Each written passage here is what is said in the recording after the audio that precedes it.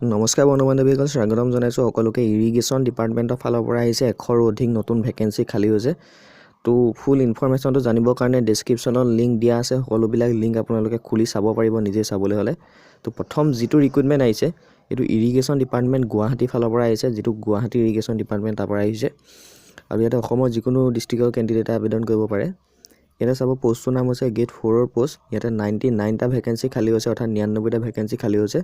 তো আনৰিজাৰ্ভৰ কাৰণে 39টা ৰাখিছে। ইয়াতে সকলো কাষ্টৰ কেণ্ডিডেটে আবেদন কৰিব পাৰে। তো OBC ST STP এইখিনি কিমান আছে, কোনটো কাষ্টৰ, এইখিনি আপোনালোকে চাই ল'ব চাৰ্টখন। লিংক ডেছক্ৰিপশ্যনত দিয়া আছে। আৰু এইটো হৈছে অসম চৰকাৰৰ ৰেগুলাৰ চাকৰি, যিহেতু ইয়াতে দৰমহা দিয়া আছে 12,000 টকাৰ পৰা 52,000 টকা, গ্ৰেড পে' দিয়া আছে 3,900 টকা। আৰু এইখিনিতে আপোনালোকৰ থাকিব লাগিব এমপ্লয়মেণ্ট এক্সচেঞ্জৰ ৰেজিষ্ট্ৰেশ্যন থাকিব লাগিব। কোৱালিফিকেশ্যন বিচাৰিছে 8 পাছ বিচাৰিছে মিনিমাম। আৰু আপোনালোকে হায়াৰ ছেকেণ্ডেৰীলৈকে কোৱালিফিকেশ্যন ইয়াতে ভৰাব পাৰিব, যিখন অনলাইন এপ্লিকেশ্যন ফৰ্ম হয় তাতে। বয়স 18 পৰা 40 বছৰ দিয়ে জেনেৰেলসকলে। OBC MOBC হ'লে 43 আৰু ST SC হ'লে 45লৈকে আবেদন কৰিব পাৰিব। PWD সকলে 50লৈকে পাৰিব আবেদন কৰিব। হাউ টু এপ্লাই কৰিবৰ কাৰণে অনলাইন মাধ্যমে আবেদন কৰিব লাগিব। অনলাইন আবেদন 22 ফেব্ৰুৱাৰীৰ পৰা আৰম্ভ হ'ব আৰু লাষ্ট ডেট দিছে 8 মাৰ্চ। তো 8 মাৰ্চৰ ভিতৰত আপোনালোকে আবেদন কৰিব লাগিব। আৰু ইয়াতে আপোনালোকৰ যিখিনি কোৱালিফিকেশ্যন চাৰ্টিফিকেট আছে সেইখিনি আপলোড কৰিব লাগিব। আৰু যদি আপোনালোকে আমাৰ জৰিয়তে অনলাইন এপ্লাই কৰোৱাব বিচাৰে তেতিয়াহ'লে ডেছক্ৰিপশ্যনত এটা হোৱাটছআপ নাম্বাৰ দিয়া আছে। তো তাতে আপোনালোকে মেছেজ কৰিব পাৰে যদি ইৰিগেশ্যনৰ পোষ্টখিনিত এপ্লাই কৰিব বিচাৰে। ইয়াতে চাব, মই আপোনালোকক কৈ দিছোঁ ৰিটেন এক্সামিনেশ্যনটো হ'ব 100 মাৰ্কছৰ হ'ব। ইয়াতে বিভিন্ন ধৰণৰ থাকিব, 2.5 ঘণ্টা সময় হ'ব।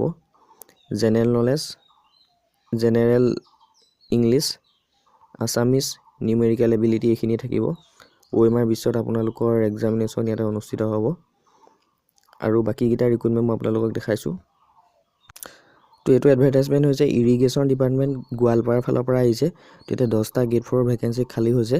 আৰু এইকেইটাত আপোনালোকৰ ল'ৰা ছোৱালীসকলে আবেদন কৰিব পাৰে। লিংক ডেছক্ৰিপশ্যনত দিয়া আছে, আপোনালোকে খুলি চাব।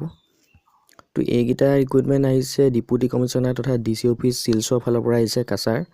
তো ইয়াতে আপোনালোকৰ জুনিয়ৰ এছিষ্টেণ্টৰ ভেকেঞ্চি খালী হৈছে, 38টাকৈ ভেকেঞ্চি খালী হৈছে জুনিয়ৰ এছিষ্টেণ্টৰ।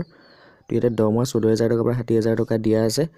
আৰু বয়স আপোনালোকৰ 18 পৰা 40 পাব জেনেৰেলসকলৰ। আৰু ইয়াতে আপোনালোকৰ গ্ৰেজুৱেট ডিগ্ৰী লাগিব, লগতে এখন 6 মাহৰ কম্পিউটাৰ চাৰ্টিফিকেট লাগিব। তো এই দুটা থাকিলে আপোনালোকে আবেদন কৰিব পাৰে।